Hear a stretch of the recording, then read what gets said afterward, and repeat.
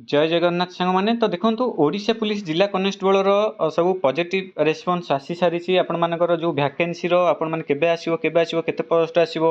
आ as केते दबो समस्त मन क्वेश्चन 2025 जो आम 3 वर्ष एज रिलैक्सेशन रही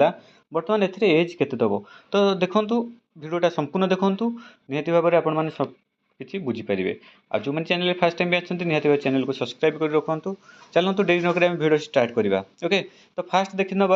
गोटे आरटीआई रिपोर्ट आपण मानकर जोड़ा यहाँ देखूँ आपण मानकर 20 तारिख में आसला यहाँ तो समस्ते देखी सारी तो ये आपको गोटे पॉजिटिव रेस्पॉन्स मिली जोटा कि आपण डायरेक्ट कहुई सरकार तरफ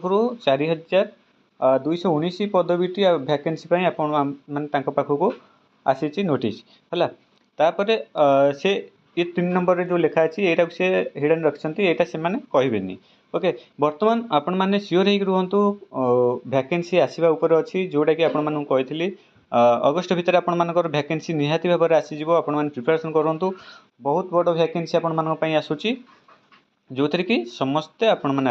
अप्लाई करेंगे। तो कौ मैंने अप्लाई करेंगे ना देखो जो मैंने +2 पास कर बोथ मेल एंड फीमेल बयस कथा कहले आपण मानकर देखो जेनराल 18 ରୁ 26 वर्ष है 3 वर्ष एथरक एज रिलैक्सेशन निहाती मिलिबो जोटा कि 1 जनवरी 2026 की आपण मानकर होउथवा दरकार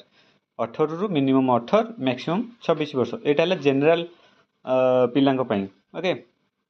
आउ बाकी समस्त 5 वर्ष रिलैक्सेशन रोचे ओके 18 ରୁ 31 वर्ष पर्यंत होते आपण मैंने आवेदन करेंगे एटा पूरा कन्फर्म हो क्लीयर होगी रही तो तापर आउ गोटे कथा रोचे आपण मानकर जो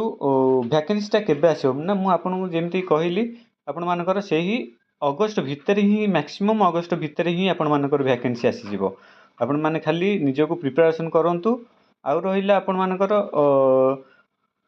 जो वैकेंसी बढ़ो कि नहीं तो देखूँ आमर वर्षे 1.5 वर्ष तले वैकेंसी रिपोर्ट थी 4000 5000 समथिंग जहाँद्वारा कि 20% जो आपण मानकर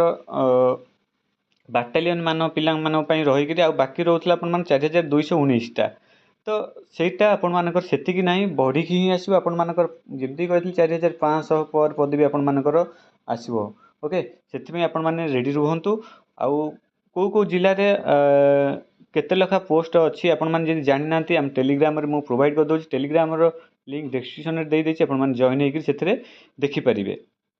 तो यह थिला अपडेट एटा कौन ना कौन बाटे आपण मानकर जो ओडिशा पुलिस एस्पिरेंट मान गोटे पॉजिटिव रेस्पॉन्स आसी तो निहाती भाव में आपको आपण माने मन में मोटिवेट धरिकी निजर प्रिपरेशन को आगू को बढ़ाई चेष्टा करूँ ना नहीं पछरे पड़े एति आशा करुँची समस्ते प्रिपरेशन करते देखो जो मैंने कहते मोर हो सब प्रिपरेशन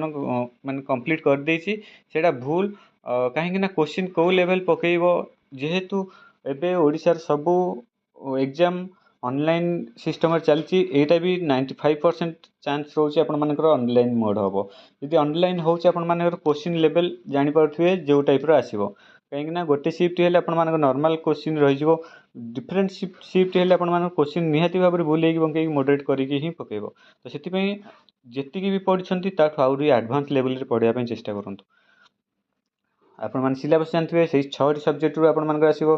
आपण मानकर सबू 15 मार्क लखा केवल ओडिया टू 10 मार्क से पुराना सिलेबस अनुसार ही आपण मानकर एग्जाम हम आउ किसी सिलेबस चेंज हेनी फिजिकल चेंज हेनी किसी भी चेंज हेनी चेंज खाली आपण मानकर बयसटा होगी आसो जोटा कि पूर्व आपण मानकर रूल आसी सारी ओके। एति थिला जदि इनफॉरमेशन भल लगी लाइक करूँ आउ निजर प्रिपरेशन टाक